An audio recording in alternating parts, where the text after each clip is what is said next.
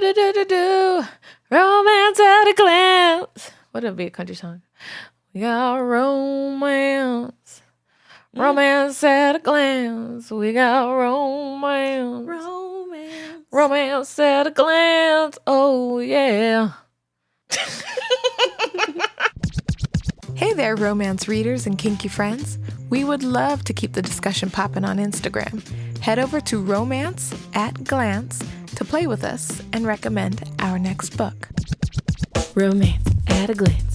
Romance at a glance. What you saying now? Romance at a glance. Go ahead, girl.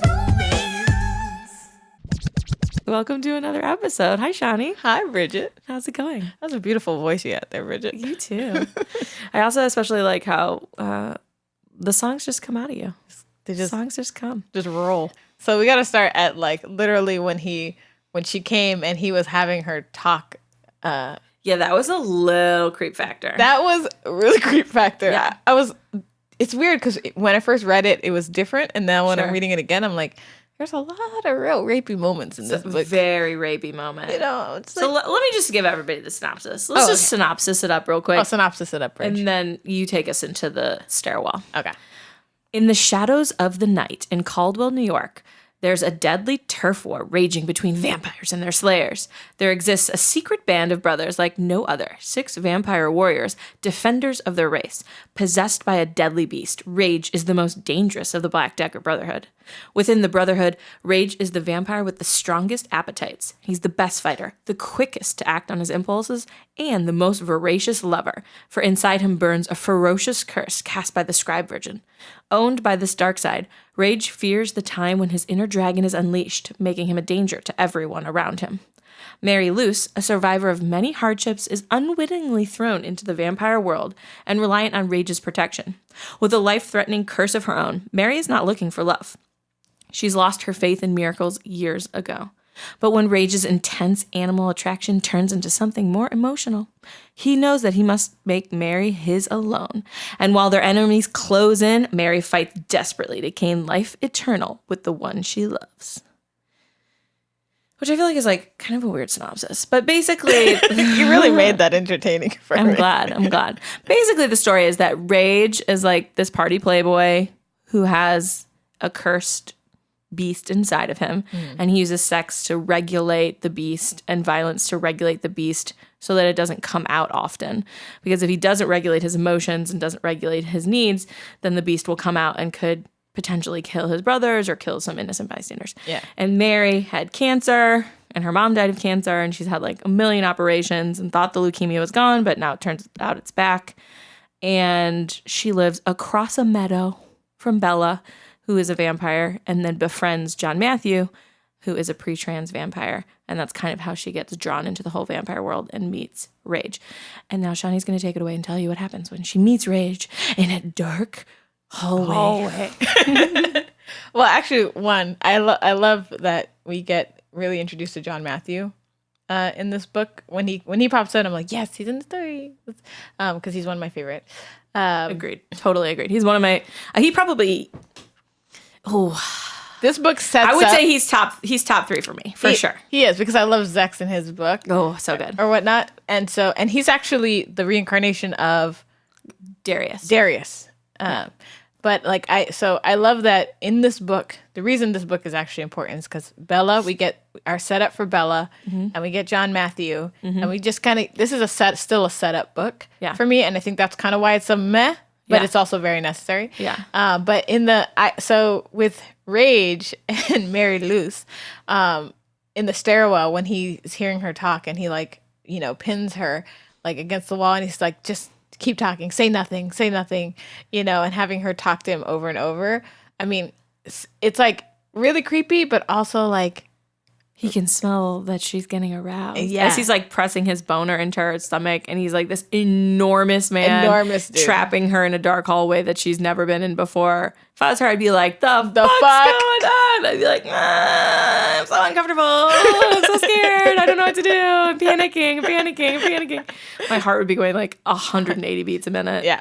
Like, Like, for real. Yeah. This is also the first time I read the book where I took the author's description to heart, because since I'm reading all these things for the podcast, I'm listening to them differently. So, like, this is the first time I actually listened to the description of the mansion.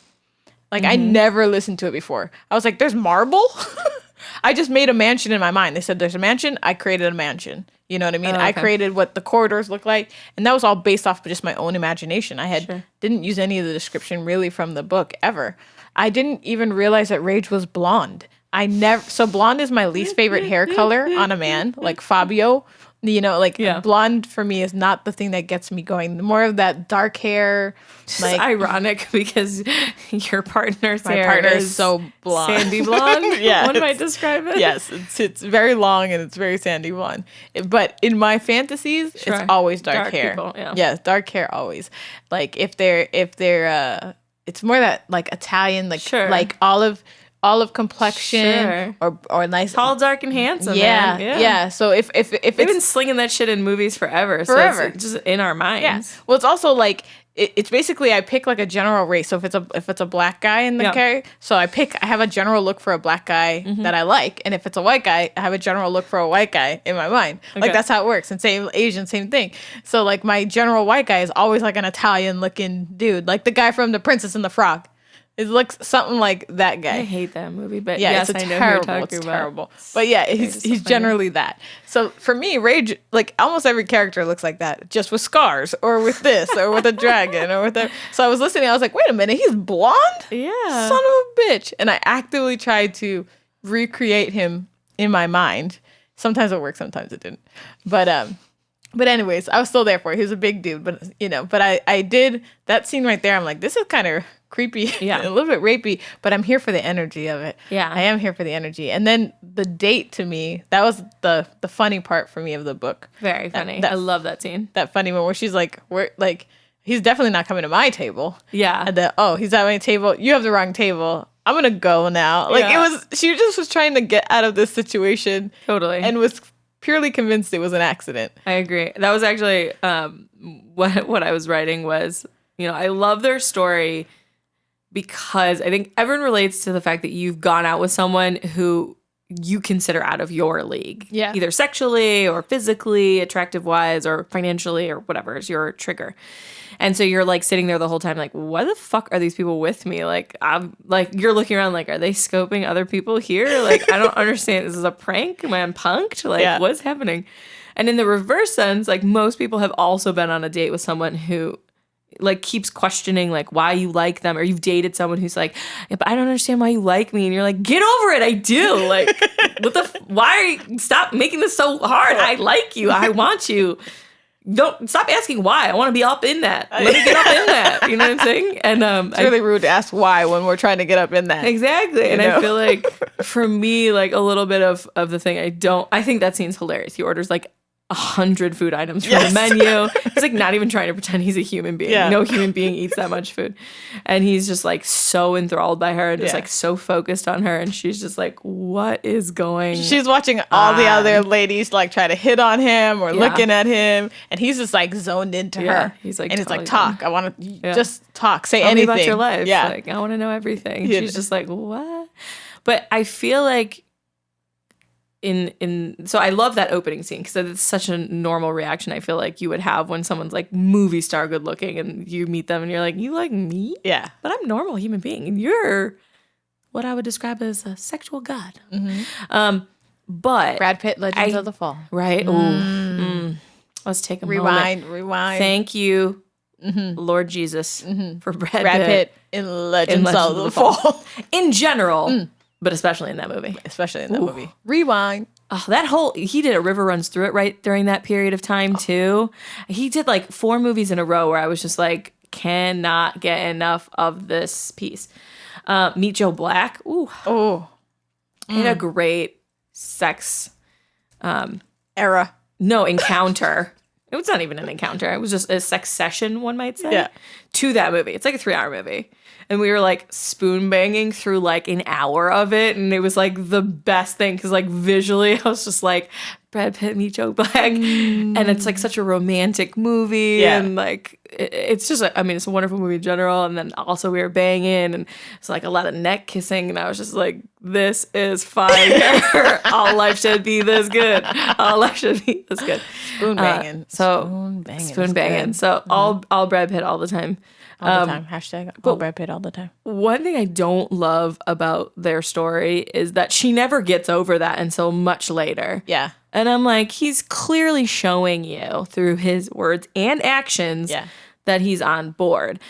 With the possible exception of the night where he is worried that he's going to injure her, so he tries to like go relieve his stress and like bang someone else. But with that exception, like he's so committed to her, and she's the one who's like, this isn't gonna work, and da da da da, and I ain't sick, and I don't want to burden you, and I'm fine, and blah blah blah. And he does get kind of annoyed with her. He's like, you're not fine, obviously. But I feel like for me, I was like, get on board with this hot slice of vampire who wants to love you forever. Well, so like am annoyed. I do get annoyed by the fact that she like doesn't come around, but like I also can sort of understand, right? So like the first night I ever played with my play partner, I ended up in the hospital, right? Not because of him. Because of him. Yeah. Okay. Just because I have generally. I have another health issue, right? Yeah. I ended up in the hospital. And it was the first thing that had triggered it off, right? So I was like, fine. It wasn't like fine until then, but I was like fine enough to live my life. And then that night after we played, I ended up in the hospital. And it was like, this is just starting, like, you know? And I was like, why would he sign up for somebody who's going to have to like go through a medical thing for, you know, at least it's treatable and whatever, but like go through a medical thing for a minute. Like I have that thought, and I have that thought, you know, a bunch of times. Right. Like he's not signing. Who wants to sign up for that? Right. And he's actually over here going like, that's stupid. Like, you're being stupid. Yeah. Like, he asked me yesterday, okay, give me a list of all the things you can and can't eat so I can make sure that I have them in the fridge, right? Yeah. Like, he makes it no problem. But my own brain is like, but why would you sign up for that? So I literally, when I was... You're wonderful, Shawnee. Thanks. Bridget, that's very nice. I'm sensitive right now. And you're a slice. You're a snack. I'm a snack. And I'm a slut. No. No, I was kidding. Well, yeah. Well, maybe. But... Your words, not mine. You know what I'm saying? But it's interesting because, like, you know, as I'm reading this book about her and stuff, I'm like, get over it. So this morning I was like, Shawnee, get over it. Yes, you do. Get over it. Here's the thing about it. Like, I feel like, did you ever watch that movie, He's Just Not That Into You? Yes. So in that movie, I feel like what the character says is like, if a guy likes you, he'll show up, he'll call, he'll bring you the food, he'll have the food you need in his fridge. If he doesn't like you, he's not going to do any of those things. Yeah. So I feel like if he's there and he's doing those things, then then he likes you. Yeah. And he also, like, whatever is the thing that you're thinking is, oh, he didn't sign up for this, like, he's aware, as long as you didn't lie to him about said issue, then he is fine with signing. He has signed up for it and is on board with it and you. And so I always think about that because I'm like, oh, but I'm being such a curmudgeon, a pregnant curmudgeon today. And I'm like, it's not fair to my husband. I'm like, wait a minute, that motherfucker signed up for all this shit. He put that baby in you. He put that baby in me, he put the ring on it. And also, like, it doesn't bother him when I'm grumpy while I'm pregnant because he's just like, oh, whatever, it's just a phase. Like, it's no big deal. It's just part of the package. Yeah. And so it's fine. And I feel like more people should take your new approach and say, get over it. If they like you, you like them.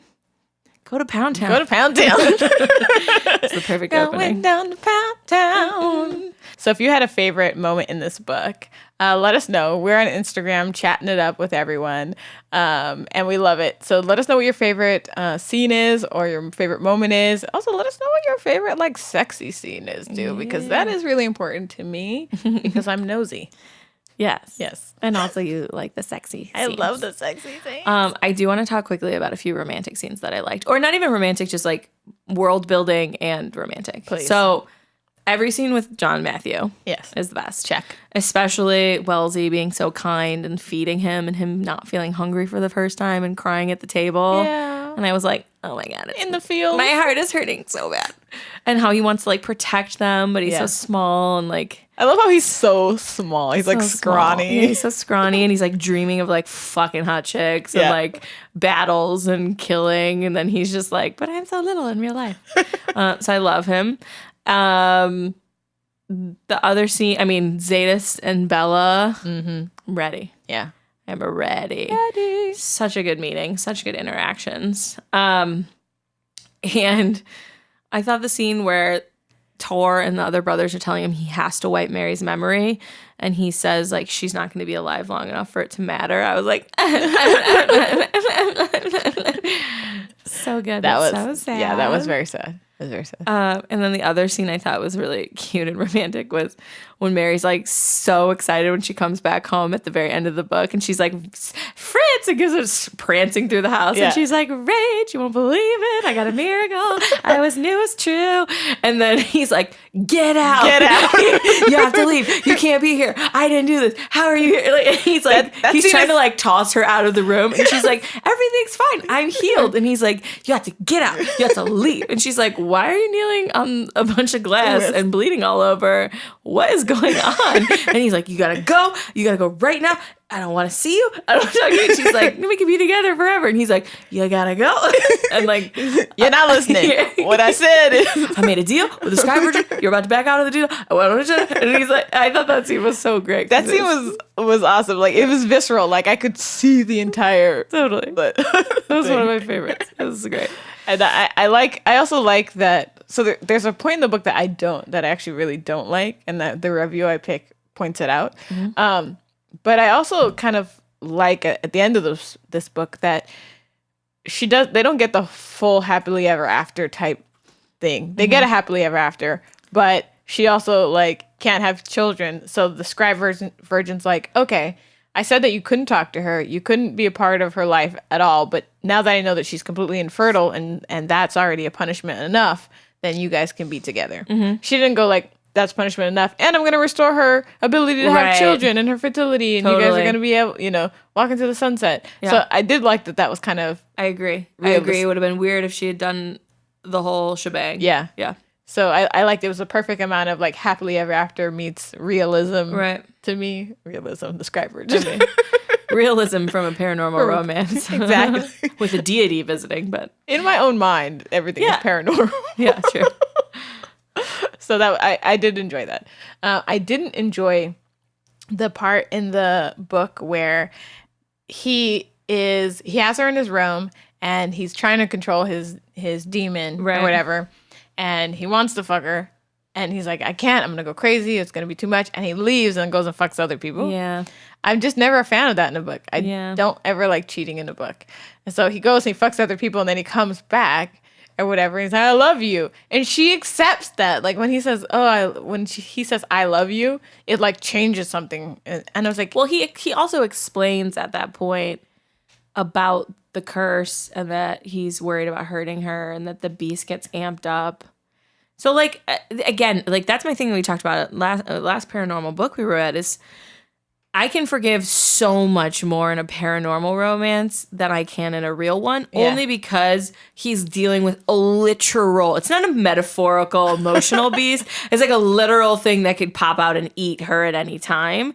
And so he's worried that he's going to like be having sex with her and all of a sudden become a monster and eat her. Yeah. So it's like, for me, I can forgive, even though I thought that scene was very annoying and heartbreaking, I also can forgive it a little bit more just because it's paranormal. yeah, but It's annoying. But so the thing about it is, like, it is super annoying, but it's like the after the fact thing. He could have explained it to her before the fact. True. Like, True. He didn't have to like race out of there and be like, I'm just gonna go do this thing and come back and then be like, I'm so sorry, this is why I did it. I felt like it also took too long to explain, and then like the hate fuck situation that they had after that, it was like it. Yeah, that sexual encounter definitely felt very out of character for them both. Which she even said like, what am I doing? What am I doing? But I'm also gonna finish. But this. I'm also gonna like hop on that D. Yeah. But and it also doesn't fit. yeah, I did she say that? Yeah, she's like when she describes getting on it, it was like it almost wasn't gonna fit. I almost wasn't gonna. I don't remember that, but I mean, you'd expect so. He has a beast inside. He's a monster. He's a sex god. Everything's a monster. Magnum's too small. Too small. I agree. I think, especially since he's like, the whole book, he's pushing her to really tell him the truth, like about how you're feeling and about her cancer and about all her treatments and all this other stuff. And then he's hiding this big thing, which again goes back to the conversation we just had, which is just be honest with people. Just give them the deets. Yeah. And let them choose. And if he had said that earlier, clearly later in the book, she's like, okay, well, let's figure out how to do this. Yeah. And she would have obviously said that earlier in the book too. So yeah, I don't love that he's like pushing her to be honest, but he's not being honest himself. Yeah. There's also a point where that I did like, because you just brought that up, where she's like, look, I'm leaving because I have all these medical issues. I'm not leaving because I'm going off into the sunset. And he's like, why wouldn't I get the honor of taking care of you during that time? That was my romantic moment. That was so romantic. I was like, yeah, that's right. He's like, you don't think I'm good enough to take care of you? And she's like, oh, I get it. You think I'm not worthy of you? And I was like, I was like, and she's like, wait, what? She's like, it's gonna get real bad. And he's like, you don't think I can handle it? Okay. Yeah. Then I was like, that's a sweet moment. It was very sweet. That was very romantic. I also think Mary was like a badass when she was like, let's get some chains. Let's do the damn thing. Let's get some chains. Let's let the beast out. Ready for this shit. I was like, Vicious and Butch are just like standing in the hallway because they can't be further away and just like smoking cigarettes, like waiting for her to come out and be like, everything's fine, or it ate me. And when they start bringing the chains in, she's like, oh, this is a bit more serious than I thought. But I do love that. And I also think she's a badass when the beast comes out and protects her, and then she walks over and she's like, you did such a good job protecting me, and like you just hear like calming down. No, you can send Rage back, everything's okay. Everything's now fine. She's like petting it, like you did so good. And the other brothers are like, get away. The other brothers are like, oh my god, she's gonna get eaten. And she's like, you're gonna get eaten. Everyone who's coming closer needs to back the fuck up. I'm like, so that I liked about her was that once she was kind of in, she was in. Yeah. Which I enjoyed. And I did enjoy, so when he was at her house, like trying to protect her from the lessers because they had her address, and he got burned, and she sees him, and she sees his fangs all at the same time. She's like, what the hell? Like, what the fuck are you? And he's like, take a guess. Yeah. Son, fangs, what do you think? She accepted it fairly quickly. Very quickly. She's like, okay, well... I think like sometimes the world beats you down. Yeah. I've experienced this, and somebody comes at you with something crazy. It could be any sort of crazy, and you just look at them and you're like, all right, oh, okay. Like, and nothing phases you, and I feel like she's gone through so much in her life. Yeah. That like nothing phases her anymore. She's just also, she like put ice cream on it and like watched it heal in front of her eyes. So she was like, okay, well, something's going on here. Is that normal? It's very not normal. Yes. I love how he says it, at least the reading, it sounds like he thinks she's stupid when she tries to feed him the ice cream. Yeah. And he's like, no, it's for the burns. Yeah. She's like, oh, okay. Or whatever. So that, I like their little house encounter that they had there. Or whatnot. I love how all the brothers always have so many weapons on them at like any given time that they're trying to hide from the partner. I always think that's funny because I always comment like, why is his jacket so big? Or what are all these things here? Yeah. And they've got like an absurd amount of weapons on them. Absurd amount of weapons. Like 18 knives. Like, how do you use that guns. many weapons in any... It makes sense though, because like, even if you look at our military when they're going out somewhere, it's like, those motherfuckers got a lot of firepower in one sort of tactical vest, and their little hips, and let me tell you, knives. And I would forget where the hell all my tactical weapons are. I carry just pepper spray right now, and half the time I'm like, is that in my purse? So I put it in the side pocket. I'm also not a warrior. I mean, I'm not a warrior. One would not describe you as an elite vampire. First of all, you don't know my life, Bridget. You don't know me. You don't know my life.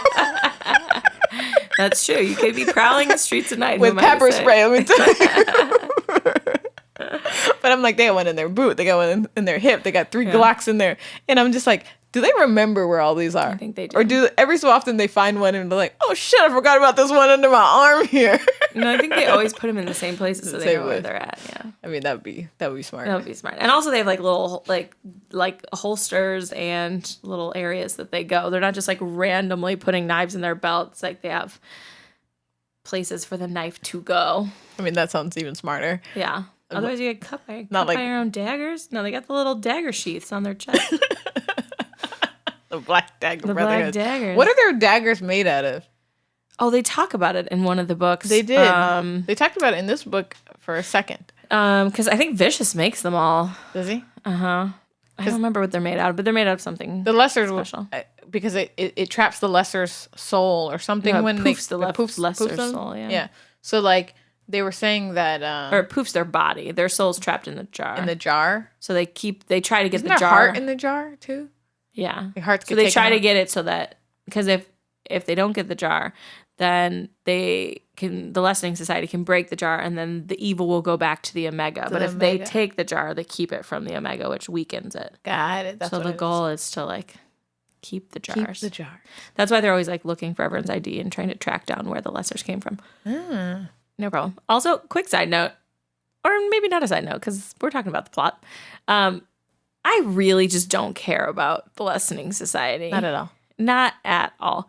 I have been reading their storylines for these books, but I don't care. I do know that in the next book, it is heavily featured because of the storyline of the book. Yeah. And Bella getting taken. But also I'm like, do I care?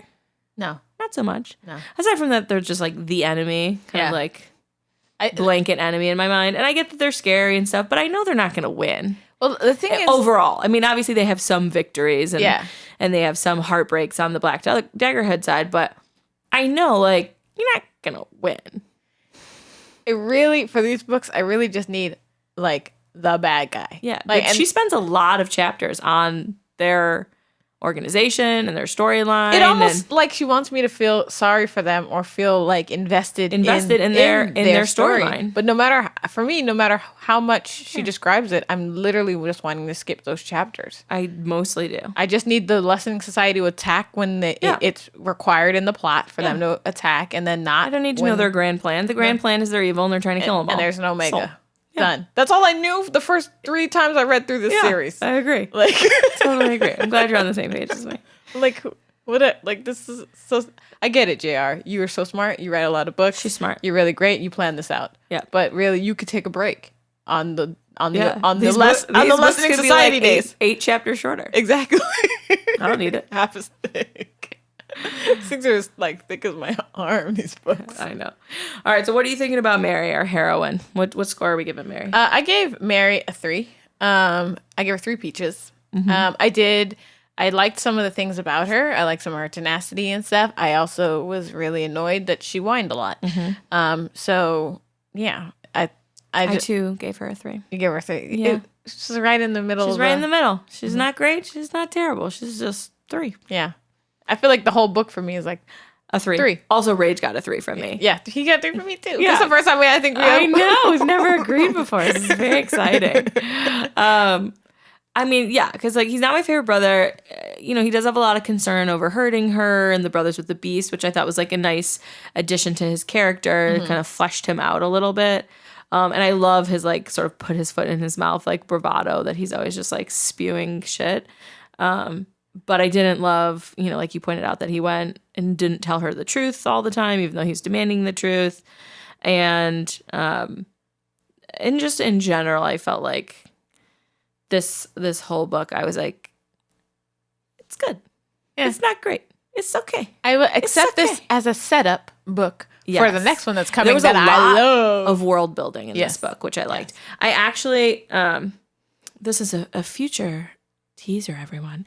But Bridget put on her sexy voice. Oh, yes. Because I felt like a teaser deserved a little Oh yeah. teaser.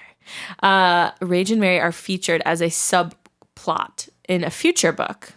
And that book, I really liked their relationship more, and that book more than I liked this book. Actually, they might be the main plot in that book, now that I think about it. Is it one of the half books? No, it's a full book. Huh. Did you read their other book? I'm sure I did. I honestly can't remember anything until I it's read book through like it again. 15 or something like that. But and I really liked them more the second time that they're featured.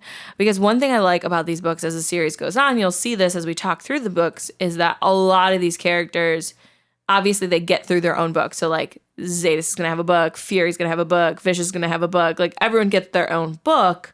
But then as the future books go on, there's a lot of books where like Beth and Wrath have a future book that they're having a baby. They're gonna like, should they have a kid or not? Yeah. And like everyone has future books where either something is going on in their relationship changes, or like there's an injury, or there's whatever. So it's kind of nice because like you get the like happily ever after, but like happily ever after with like the work of a real relationship, which I actually really think those books are super romantic later on, because and she like calls back to their initial sort of these books where everyone's like fucking constantly and just like the hormones are swirling and stuff, and you kind of ignore some facts. And I think it's nice in the future books. I think they're like almost more romantic because it's about them like choosing to continue on the path together and choosing to love each other and choosing to like make a, sacrifice or make a, I want to say commitment, but that's not the word I'm looking for. Compromise. There it is. Make a compromise. Good Lord. Because commitment is compromise, y'all. Commitment is a compromise. So anyway, a little tidbit if you've never read the series before. Rhage and Mary will be back. They will be back. And in that book, I think it is better. And I can't even remember what book it is. Shani doesn't even know what book it is. The thing is, I've read this series like 3 times. Yeah. Though I haven't read past The Chosen. Okay. So I just Layla? Or? Yeah. So I got stuck there. Okay. The third book that just came out, like 3 books ago or whatever. Yeah. Like I'm stuck there. I've read half of the book books. And I haven't gotten through it. And I don't know why. I'm just like got a block like on the story now. Well, but maybe we'll make it to that podcast in like a year, since there's so many of these books. a year, in a 2 year years, from now, dear listeners, we will finally have made it to the book. So Bridget and I are now on book 15. Yeah. So good. Do you think, seriously, Bridget, did you break out your vibrator? We will be old as F by the time this happens. My next kid will be like 1.5 by the time we make it to the last book in this early 2 years old. So I thought he was a McDreamy. I didn't think he was a McSteamy for me, even though he was a sex god, which I thought was kind of ironic. So I thought he was a McSteamy, like question mark, because I do think that energy play is a type of kinky play, and I felt like the energy was there. However, I felt like it was a vanilla, like, they didn't do anything too. I mean, the wrapping up in chains is kind of BDSM, but it was more practical, not like, ooh, we're gonna wrap you in chains because it's gonna be kinky. Right. So I thought it was like just like very much on the borderline of being steamy, but then I said that he turned into a selfless McDreamy, or McSelfless Dreamy. Yeah, he did turn into McDreamy for sure. Yeah, so I feel like McDreamy is probably the realm that he more lives in. I do love that he's like a movie star looking like God walking around on Earth, and she's like, "Oh the hell, this is my nigga, like this is my dude." Yeah. Like, oh shit. I did enjoy that. Yeah. About it. So I did say McDreamy at the end. Okay. I do think also, to your kink point, that the classy to the nasty, this was very vanilla, except for the kinky part of the beast coming out in the bedroom. Yeah. And Mary embracing that and that whole rendezvous. I think all of us ladies want the beast to come out in the bedroom. Like, yes. I mean, yes. Nobody's like, yo, put that beast away. No. I mean, everybody's like, show me what you're working with. Show me what you're working with. Show me. Yes, I totally agree with you. So, if all my husband was like, I have a beast inside me, I'd be like, let's get the chains out. I've read a romance novel like this. I'm ready. You're like chains? Here they are. Yeah, I don't have chains. I don't even know where I'd find chains. I got them on Amazon. Yeah, Amazon probably. Amazon Prime. You need chains. Probably. One day, is there a Prime now? Is it Prime today? Can you deliver it right now? Is it Prime Fresh? What do we? Hashtag not an ad, but should be an ad. Not Amazon? an ad, but should be an ad. Oh my God. Yeah. So it was fairly vanilla to me. Yeah. Which is funny because the books always read like they're not going to be Yeah. so vanilla, and not all of them are. No. But quite a few of them are like not that crazy. I mean, Vicious's book is not vanilla. no. Decidedly chocolate. It is. Neither is it Revenge? I think Revenge Revenge's book is also not vanilla. Yeah. There are some vanilla sex scenes, Which but it's kind of good for though, the most part, it's not. because in a series this long, like You can mix it up. Yeah, I'm committed to like reading every book. So sometimes when there's a vanilla book, I'm like, gotta read the next one because I gotta get that fix. Yeah. You know. So that's cool. That's cool. What was your favorite line in the book, Shani? Ooh, my favorite line in the book. So my favorite line in the book was, I picked it because it was this like I see what you did there moment. Honestly, that's literally why I picked it. It's not like super special. But Mary was going over all the things in her mind. Like she was so sad that she was like gonna die because she couldn't be with Rage anymore. Right. And the line is, she felt no peace, no acceptance. All she had was rage. Oh. And I was like, I see what you did there. I see what you did there, I see girl. what you You did find there. it up. Look at that. Look at you go. Wordplay. Little wordplay there. Got wordplay in there. So it made me laugh. I just had this moment where I laughed and I was like, you know what? That's my favorite line. I liked, she smiled a little. You're a manipulator. I like to think of myself more as an outcome engineer. And I was like, that is awesome. Yeah. And I'm forever going to call myself an outcome engineer. I'm not manipulating you. I am An outcome? an outcome engineer. I'm That's great. fixing the outcome for my benefit. In my benefit. And your benefit. Stacking this all. Stacking the the deck.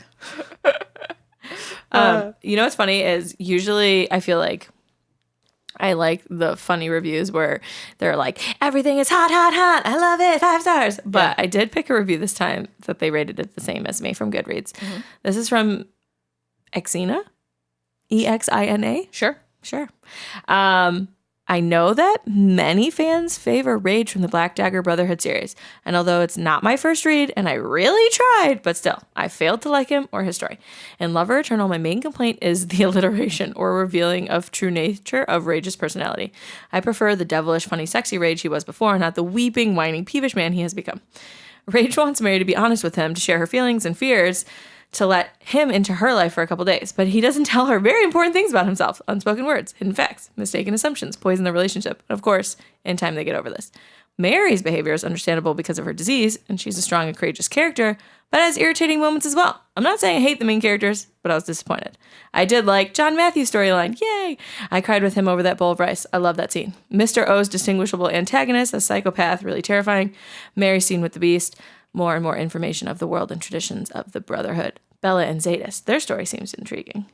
And I was like, that perfectly sums up all of my feelings. That is actually super, super accurate. Right? Very, very like spot on. Spot on. Yeah, I feel like exactly that same way. I did like that you did find out about the Lessening Society. You did figure out in this book how extreme the punishment was for when they have to go to like the Omega.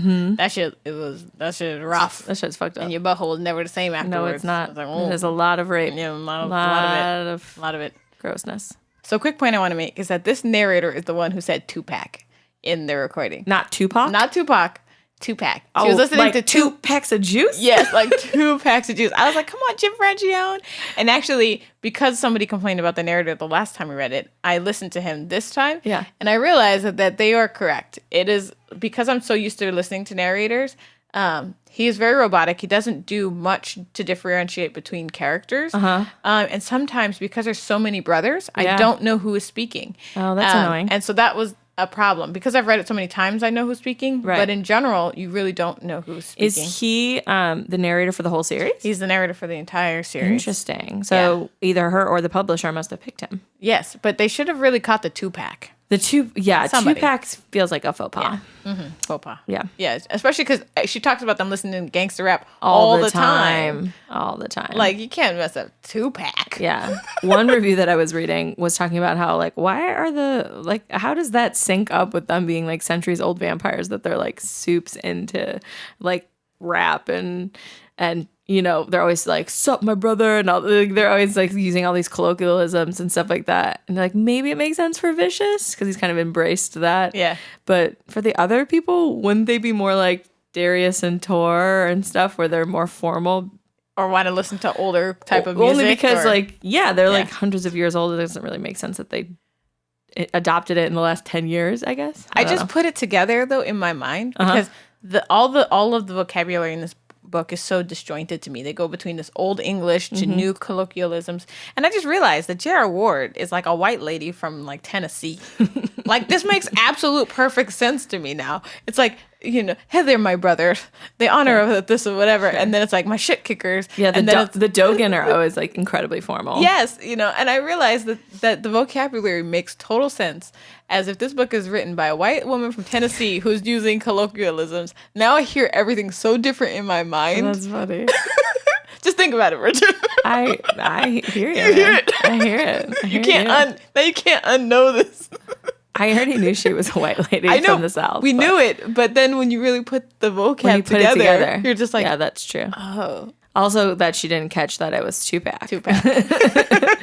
Tupac. Did you think she Googled? She was like, I don't think he would have been popular if his name was Tupac. I'm gonna put it out there. I'm gonna say it too. People would have made fun of him. But do you think she actually listens to Tupac, or do you think she actually Googled it? She's like, "What is hardcore gangster rap?" And I almost feel like she must listen to some, because they use a lot of different references throughout the book. So I feel like maybe she listens to it when she's like jogging or something. Do you think J.R. Ward is the most gangsta ass woman out there in the streets?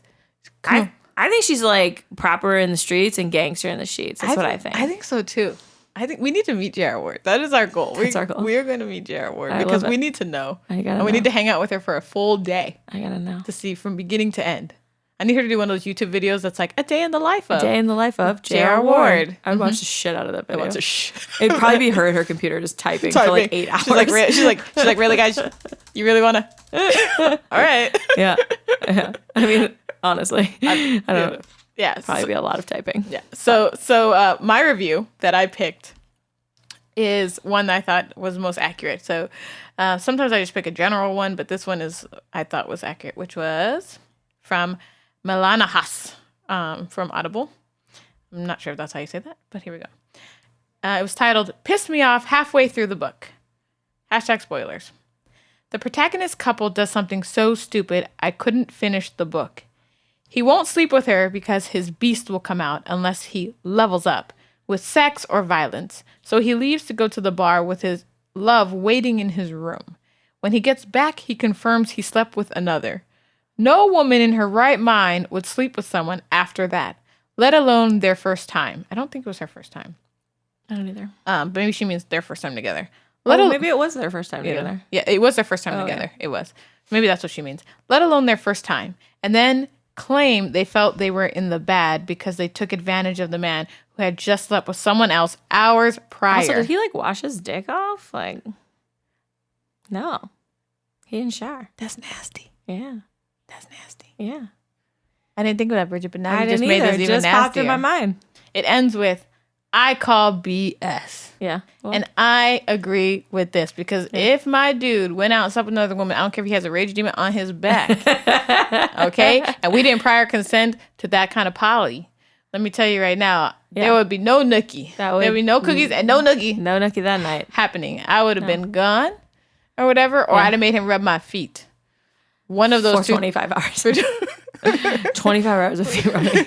Until I was unmad. Yeah. Again. I mean, those are the options that would have happened. Yeah. But there would definitely not have been any nookie at that point. No. And I thought it was really... It was just I kind of I don't know. Again, I kind of forgave it, I guess, because it's paranormal. And also I kind of sped right through that part and was like, all right, well... I mean, it's in the book. What are you gonna do? What are you gonna do? I can't change it. But I definitely just don't like. I don't like cheating. I don't like cheating in books. I've also never cheated in real life, nor been cheated on that I know of.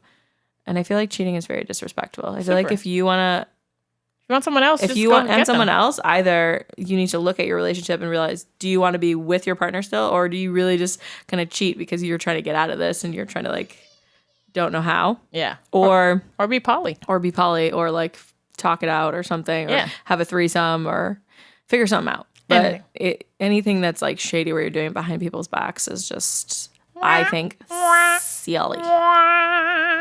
On that note, if you want some other book recommendations of books that we do love in the paranormal romance world, head over to our website, romanceataglance.com, and you can buy a copy of this book if you want to read it. Buy other books. We get a small commish off of any books that you buy on our website. So if you're planning to buy a book anyways, you may as well buy a book through us so that we get a few cents. Yes, please. Thank you. So what do you think, Johnny? Worth the read?